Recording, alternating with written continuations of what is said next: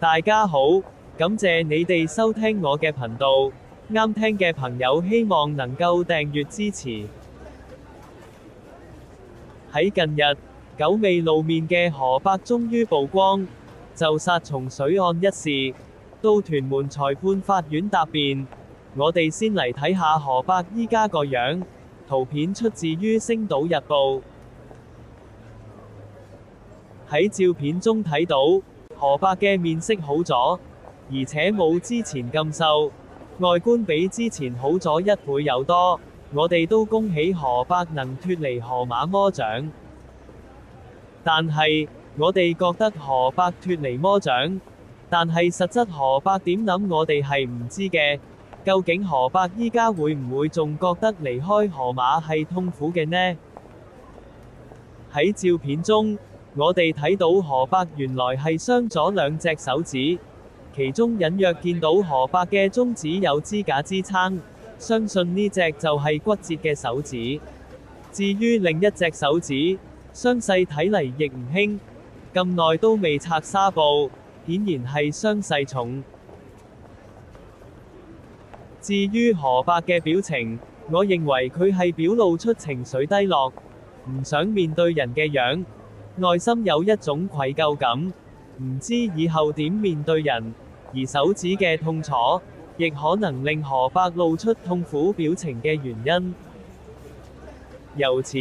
我判斷何伯依家嘅心靈係處於極度虛弱嘅狀態，建議大家盡量唔好刺激何伯，而我亦都暫時停止批評何伯，以免佢嘅心靈進一步受損。神教我哋要愛惜他人生命，即使係敵人，都要嘗試去愛佢，幫助佢改過，重投正途。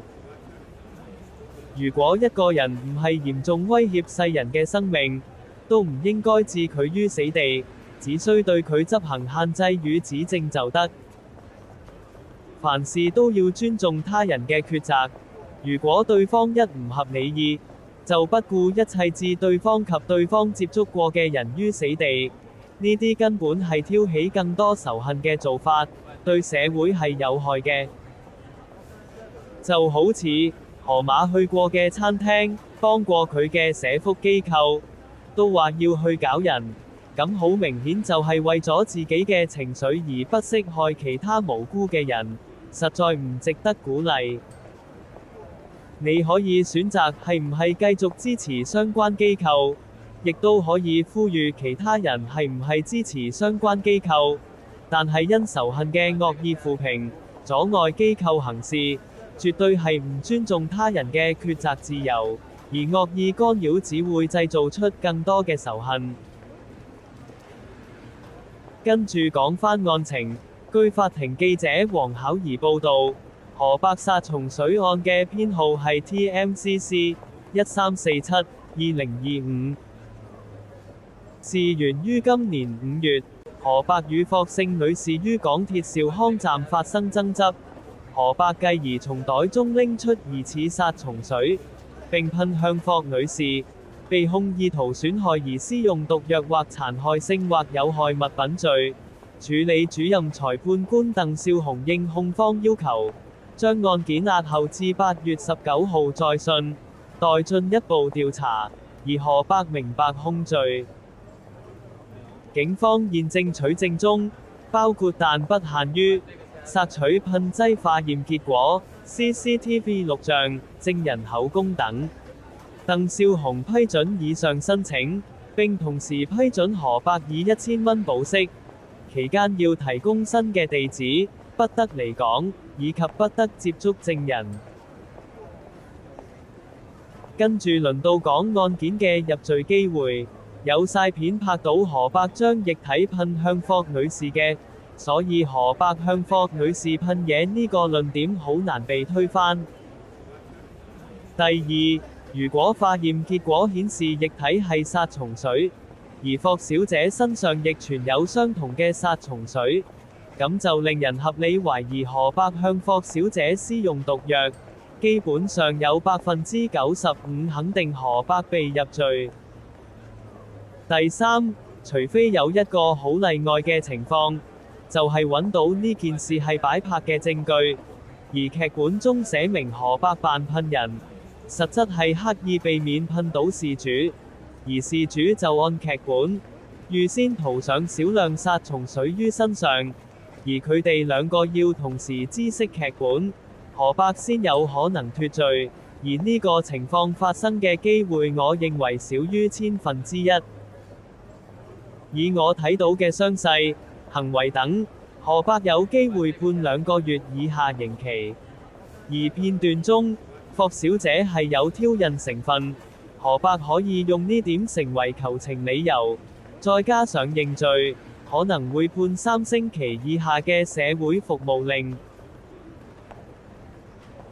跟住講下追星會唔會出事。喺河馬襲擊河伯案事件中，喺事前我哋見到河馬的而且確受到好多黑粉滋擾，為佢帶嚟唔少壓力。而我哋睇到呢啲壓力來源並唔係河伯，將壓力發洩喺一個非壓力來源嘅人身上，